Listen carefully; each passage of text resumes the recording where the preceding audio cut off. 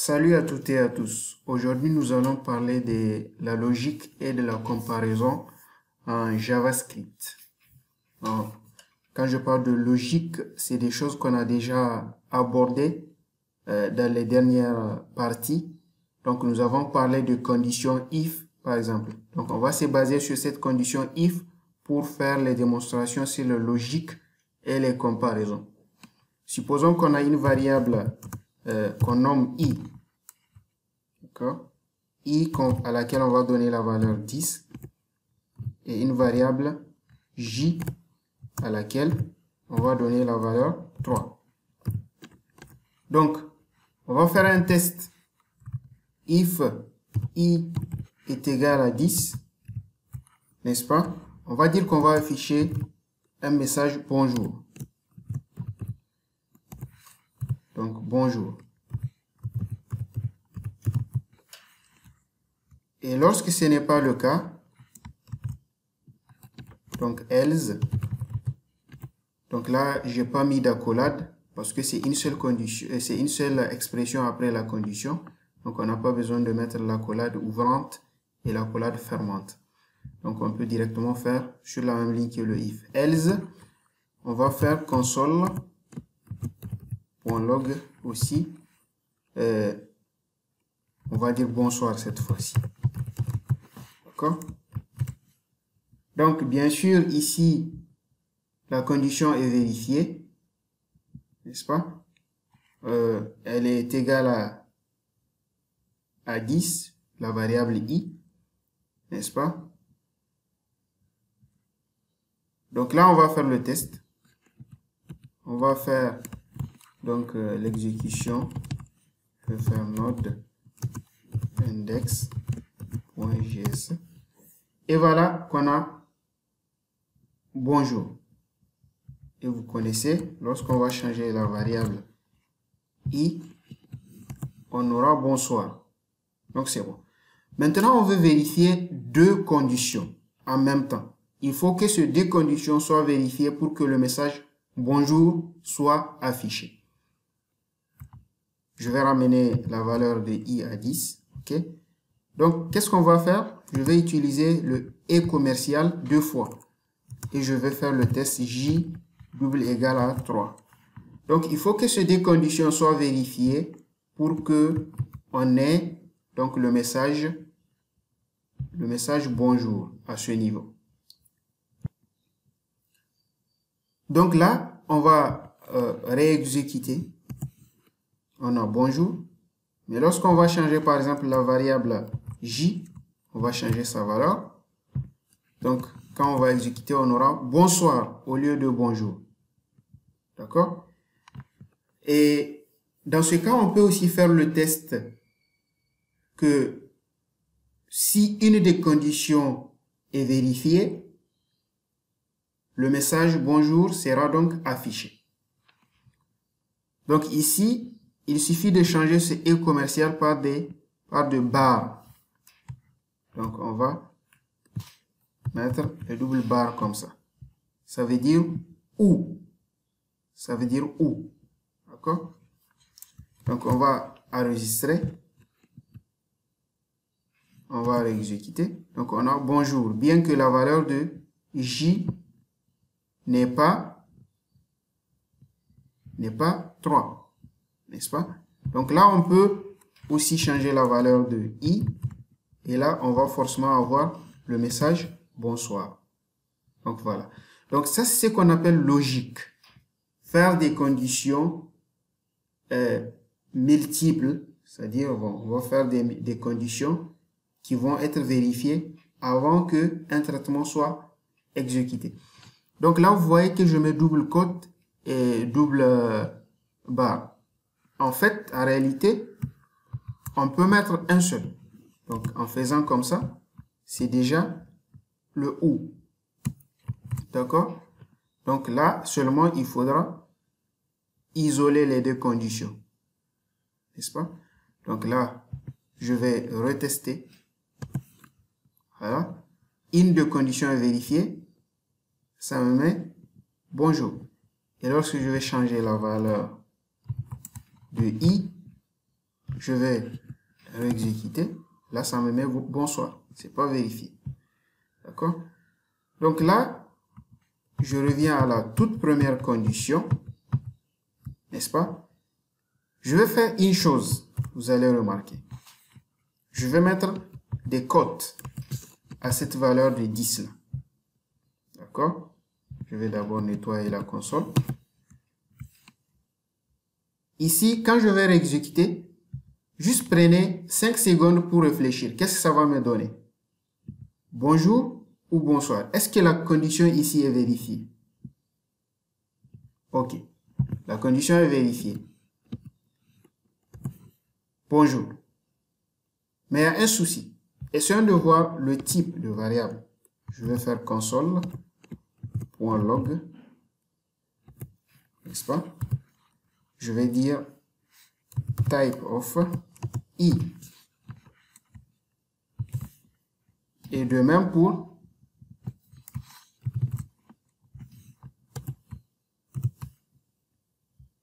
ici, type of 10, mais entre double quote. Je vais exécuter. Qu'est-ce que j'ai?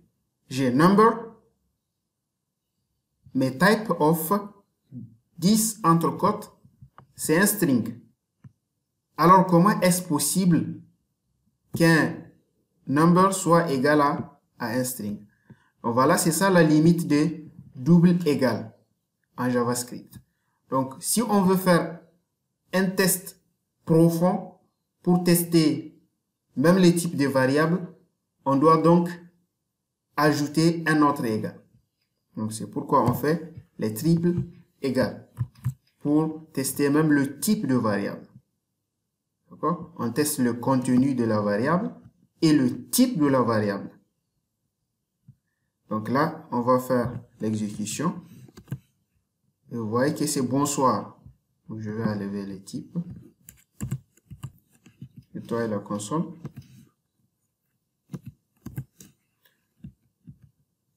Donc quand je vais exécuter, je vais d'abord enregistrer. Quand je vais exécuter, c'est bonsoir. Parce que là, il teste le contenu de la variable, 10, 10, mais il teste aussi le type de la variable. Donc, ce qui n'est pas donc le même. Donc ça met bonsoir. Ça saute la condition ici, ça met ici. Donc là, on peut aussi faire la négation d'une condition. La négation d'une condition. Donc ici, je peux mettre, je dois d'abord mettre des parenthèses ici à ce niveau. Je vais mettre point d'exclamation. Et ce point d'exclamation veut dire non, ça veut dire non cette condition. Donc, je vais tester cette condition. Si elle est vérifiée, je saute, je viens ici. J'affiche bonsoir. Si elle n'est pas vérifiée, donc j'affiche bonjour. C'est-à-dire c'est toujours le non. C'est ça le point d'exclamation. Non cette condition. D'accord? Donc je vais enregistrer. Je vais faire le test. Ça me bonjour, bien qu'on sait que cette condition n'est pas vérifiée. Lorsque je vais enlever le double quote, donc cette condition est vérifiée, d'accord? Elle est vérifiée maintenant, mais c'est sa négation qui est testée dans ce bloc. Donc ça va sauter et ça va mettre bonsoir. Donc on va tester. Donc on a bonsoir ici. Donc cette condition peut être testée d'une manière différente, plus rapide, puisqu'on veut afficher bonjour, bonsoir. Donc je vais utiliser la forme réduite de cette condition. Je vais tout simplement faire console.log entre parenthèses. Je vais faire i est égal à 10, point d'interrogation. Je me demande, est-ce que i est égal à 10? Si oui, je vais dire bonjour.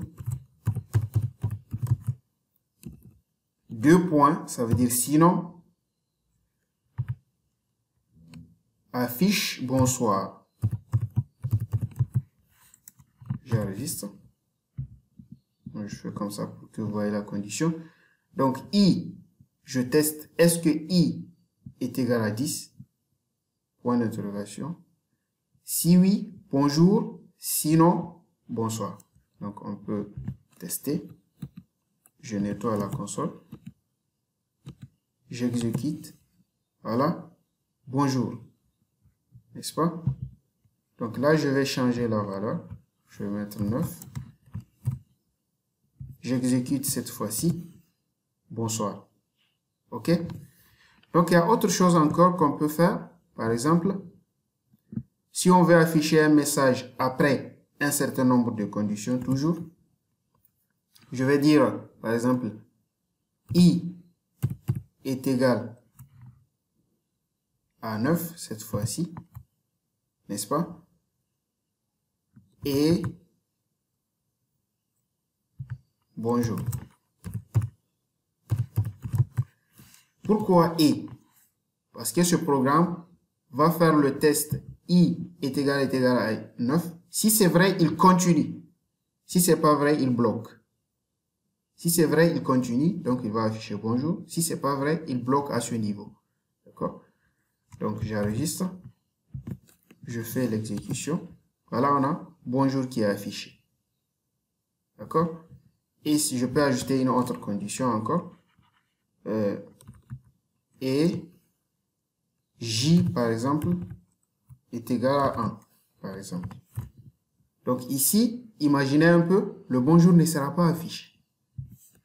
D'accord? Regardez. False. Pourquoi?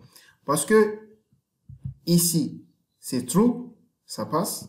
Ici, c'est false. C'est pourquoi ça m'affiche false au lieu de bonjour. Donc ça bloque au niveau de cette condition. Lorsque je vais mettre donc 3, ça va pas m'afficher, c'est-à-dire ça va pas m'afficher le false, le true plutôt, qui est ici, mais plutôt ça va continuer de faire le test. Parce que c'est des et. Il faut que tout soit testé avant que ça s'arrête. Mais pourquoi ça a affiché false au départ? C'est parce que déjà une condition n'est pas vérifiée, donc ça force tous les résultats. D'accord? Donc ici, je vais exécuter. Je bonjour. Bien. Voilà, c'est tout pour cette partie. Donc on se voit à la section suivante.